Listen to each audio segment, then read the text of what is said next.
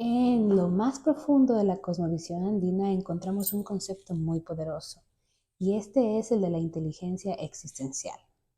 La inteligencia existencial nos invita a tener una mente abierta y un corazón dispuesto para que podamos indagar sobre nuestra conexión con el universo, con el cosmos, con la naturaleza y con nuestro prójimo. ¿Qué tenemos en común? Estamos conscientes de que el universo está en constante cambio y evolución y por lo tanto nosotros también estamos en constante cambio y evolución.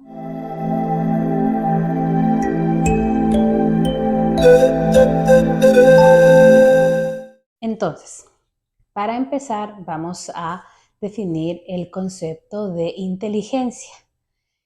Normalmente se considera que la inteligencia es la habilidad o la capacidad de una persona de resolver un problema. Esa sería una definición muy básica de inteligencia. Y luego hay muchos estudios y muchos filósofos y muchos psicólogos que han propuesto diferentes teorías alrededor de la inteligencia. Cuando uno estudia en la escuela, muchas veces las escuelas miden la capacidad de las personas de memorizar y de repetir. Entonces, si yo como profesora enseño algo y luego mañana les tomo una prueba a los estudiantes y ellos son capaces de repetir palabra por palabra lo que yo dije, normalmente eso se acepta como bueno y deseable. Sin embargo, en el bachillerato internacional no se acepta como deseable que una persona sea una repetidora, porque hasta un animal, un loro, sin tener conciencia de lo que está diciendo, puede repetir lo que yo enseñé. Sería un poco más allá el que la persona pudiera explicarme en sus propias palabras los conceptos que aprendió el día anterior. Y ahí ya estamos hablando de otra inteligencia. Ya entra un tema de si me muevo, de si aprendo más visualmente, de si aprendo más escribiendo, de si aprendo más escuchando.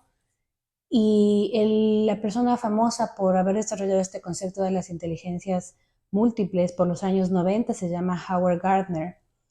Eh, y hay debates entre cuántas inteligencias él mencionó que existen. Hay 7, 8, 9, 10 inteligencias. Hoy día vamos a hablar de la inteligencia existencial. Si nos basamos en el concepto de que la inteligencia es la capacidad de resolver un problema, cuando hablamos de existencialidad, estamos refiriéndonos al por qué existimos, por qué estamos aquí, de dónde venimos y a dónde vamos. Esta es la pregunta en la cual se basan muchas religiones. Muchas religiones proponen a un creador que nos creó aquí con un propósito. Muchas religiones pretenden inculcar que nuestro propósito aquí en la tierra es servir a ese creador. Otras religiones proponen que simplemente estamos en una misión, tenemos un deber que cumplir y si fallamos, pues morimos y volvemos a nacer. Creen en las reencarnaciones. Y nuestro propósito es purificar nuestra alma en cada vida hasta que lleguemos a alcanzar un nivel igual al de una deidad. Y bueno, creencias acerca de la razón por la que existimos, hay muchas. La inteligencia existencial, si yo pongo en conjunción esos dos conceptos, vendría a ser la capacidad que tenemos de resolver esa pregunta. ¿Para qué estoy aquí? ¿Qué vine a hacer aquí? ¿Cuáles son mis deberes? ¿Qué me hace ser un buen humano? ¿Vale la pena ser un buen humano? ¿Y qué si no? Entonces ahí viene el pensamiento crítico. Muchas veces estas respuestas a estas preguntas se basan en la cultura en donde nosotros nos criamos. Si nosotros nos criamos en una cultura en donde el cristianismo y el catolicismo es lo que manda, entonces puede ser que tengamos autoaceptado, porque es lo que nos dijeron desde niños, que nosotros estamos aquí para servir a Dios porque Jesucristo vino y murió por nosotros. Entonces nosotros debemos honrar ese sacrificio que se hizo. Pero si somos de otra cultura, podremos imaginarnos que hemos estado aquí miles de vidas, miles de años, que este es mi cuerpo de esta vida y que tengo una misión que cumplir y que en cuanto la cumpla, termina mi vida y paso al siguiente paso. Y si no lo cumplo, pues vuelvo a renacer y, y, y tengo otro nuevo intento. Entonces ahí viene el pensamiento crítico. Si yo crezco en una cultura que me enseña uno de esos dos extremos y tengo inteligencia existencial, tengo al menos la capacidad de dudar todo lo que se me presenta. No dudar de no creer, pero dudar de promover preguntas para indagar, ir más allá. Esto me dijo mi mamá, esto me dijo mi papá, esto me han dicho mis maestros, pero yo quiero saber si eso de verdad me pertenece, yo quiero saber si eso es mi verdad. Entonces empiezo a preguntarme, ¿qué más hay? Y entonces al preguntarme qué más hay, empiezo a indagar la cultura del otro. Me pregunto, ¿en qué creen aquí? ¿En qué creen allá? ¿En qué creen allá? ¿Y por qué creen eso? ¿De dónde sacaron? Y entonces ahí se tocan temas que a veces se contradicen. Por ejemplo, los temas de lo invisible. Si consideramos lo que dice la Pachamama y el Summa Causa, se habla mucho de un respeto a la tierra, al sol, a la lluvia, a cosas que pasan físicamente, pero que nosotros las damos por sentadas. Entonces, si nos ponemos desde esa perspectiva y cuestionamos un poco el por qué nuestros antepasados tenían como sus deidades a las montañas, al sol, a la luna, y por qué los mayas, por ejemplo, tenían conciencia o sabían que existían ciertas constelaciones allá en el cielo que hoy en día solamente se pueden mirar con gigantes telescopios. ¿Qué les hacía capaces de tener ese entendimiento? Entonces, ahí logramos llegar un poquito más a una resolución de la pregunta del qué somos y para qué estamos aquí. La idea es un poquito filosófica. Incluso la filosofía va de la mano del pensamiento crítico. En sus inicios, la filosofía fue como un amor que los filósofos principales tenían, o los primeros filósofos tenían como las ganas de conocer, las ganas de saber. Y mientras más conocen y más indagan y más buscan, se dan cuenta que hay mucho más que aprender. Entonces, la filosofía enmarcaba un tema un poquito místico, porque nunca se deja de aprender. Entonces, llegaban a conocerse como personas sabias, no porque tenían respuestas a todo, más bien lo contrario, tenían preguntas a todo y se encargaban de tratar de dar una respuesta, la que más les convenza a todo lo que ellos se preguntaban. Lo que difiere del día de hoy, el día de hoy no nos preguntamos muchas cosas, el día de hoy nos creemos casi todo lo que nos dicen las noticias. Si los doctores me dan una Coca-Cola en el hospital, aunque sea Coca-Cola cero, pues son doctores y debe estar bien, no me cuestiono.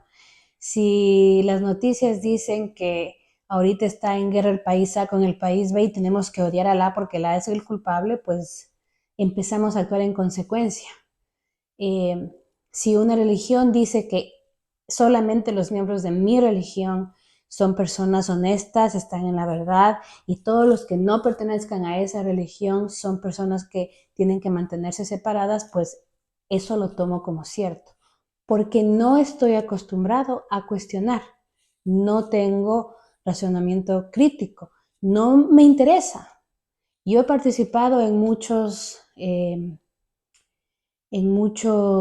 chats grupales en donde a veces propongo un movimiento de, por ejemplo, descolonización y les hago ver, nosotros en Latinoamérica fuimos colonizados por españoles y la religión que tiene como base el cristianismo vino traído por ellos. Eso no es lo que nuestros antepasados creían y pensaban y sentían aquí.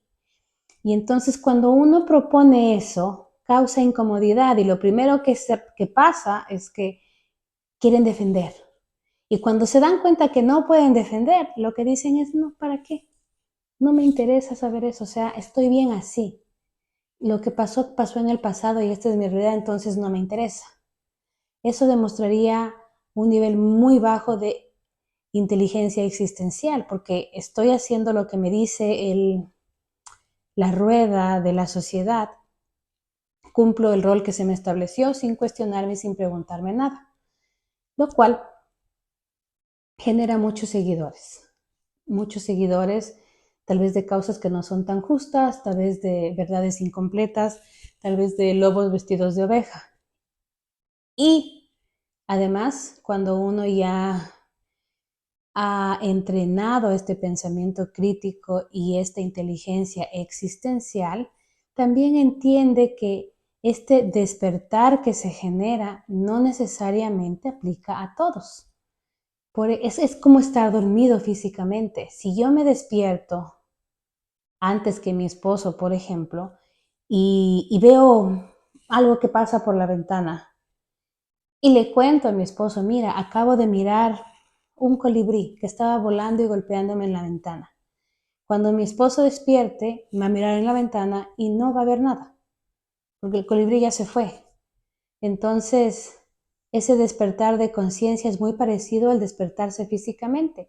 Si la persona está dormida todavía, yo puedo estar experimentando otro nivel de otras cosas, puedo estar mirando miles de cosas por la ventana, pero la persona que está al lado mío dormida no las puede ver.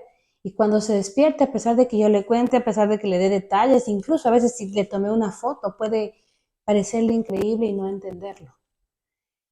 Entonces, ¿qué podemos hacer para mejorar esta inteligencia existencial? La base es primero desarrollar el pensamiento crítico. Pensamiento crítico se puede desarrollar desde niños, adolescentes, adultos, simplemente cuestionándonos cualquier cosa que nosotros pensemos que es verdad. Por ejemplo, una simple botella de agua. ¿Esto me hace bien o me hace mal? Y si es esta agua en botella, el plástico, ¿está bueno o está malo? Eh, el agua dice que es purificada. ¿Tomar agua purificada es bueno o es malo? ¿Me hace bien a mi sistema o será que mejor me tomo agua de la llave? ¿O será que mejor esta marca en particular no? ¿O la pongo en una botella de vidrio? ¿O la pongo en una botella de aluminio? ¿Por qué? ¿Por qué? Cualquier pregunta que la sigo haciendo, me doy una respuesta y digo, ¿por qué? Una vez que haya indagado todo eso, puedo concluir que tal vez es bueno que no apoye la compra de botellas de plástico. Tal vez es bueno que agarre el agua y la ponga en un recipiente de vidrio, la ponga al suelo y luego me la tome. O tal vez no. El punto es preguntarse, cuestionar y no dar por sentado todo lo que se nos ha propuesto hasta el día de hoy como verdad. Muchas gracias. Nos vemos la próxima vez.